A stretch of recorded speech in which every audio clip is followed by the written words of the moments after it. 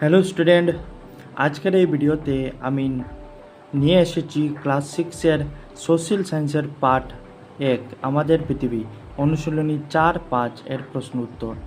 এবং এই ভিডিওর পূর্বে আরও একটি ভিডিও অলরেডি চ্যানেলে আসে। চলুন এখন ভিডিওটি শুরু করা যাক।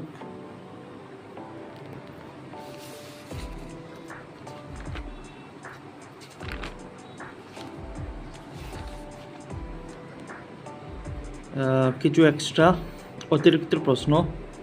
সৌরজগৎ বলতে কী বুঝো?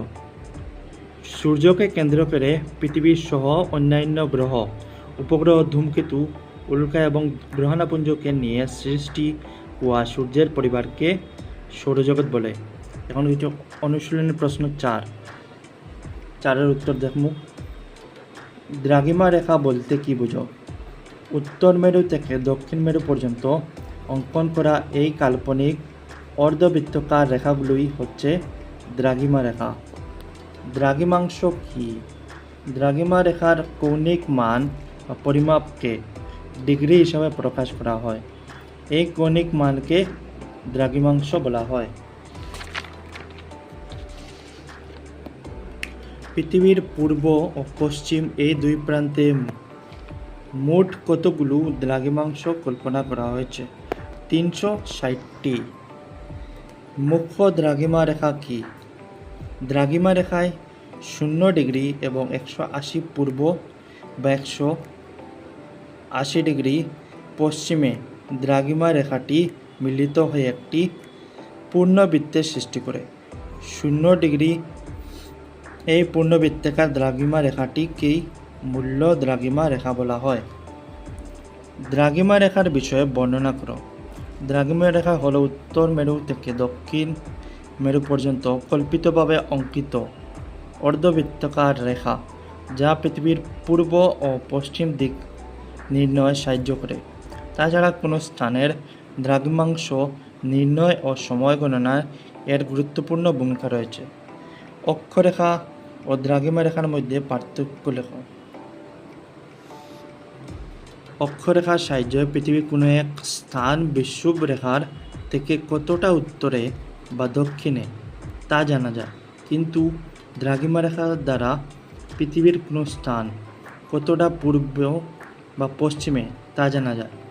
অনুশীলনী 5-এর প্রশ্ন উত্তর দেখব। ক নম্বর, নাসা এর সম্পূর্ণ রূপটি লেখ। NASA, national aeronautics and space administration. খ নম্বর, সূর্য কার চারিদিকে ভ্রমণ করে? সূর্য নিজ কক্ষপথ, আকাশগঙ্গা, হাতিপটি, তারকারাজ্য, মিল্কি ওয়ে গ্যালাক্সি কেন্দ্রের চারিদিকে পরিভ্রমণ করে। পৃথিবীকে নিজ মেরুদণ্ডে একবার ঘুরতে কত সময় লাগে? 23 ঘন্টা 55 মিনিট 60 সেকেন্ড। অপসূর এবং অনসূর কাকে বলে?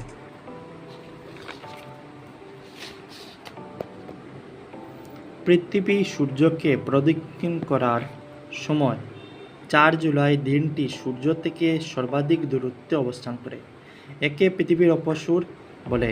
অন্যদিকে 3 জানুয়ারি দিনটি পৃথিবী সূর্যের সবচেয়ে সামনে অবস্থান করে। পৃথিবীর এই অবস্থানকে অনুসূর বলে।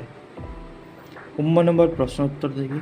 পৃথিবীকে সূর্যের চারিদিকে একবার ঘুরতে কত সময় লাগে?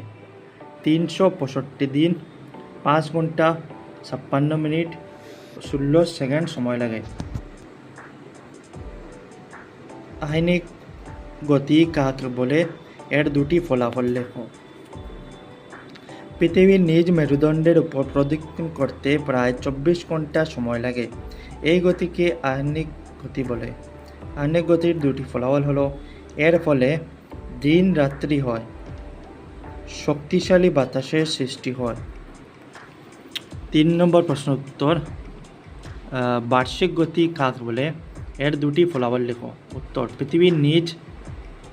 পৃথিবী নিজে ঘুরে ঘুরে সূর্যের চারিদিকে একবার ঘুরতে প্রায় 1 বছর সময় লাগে।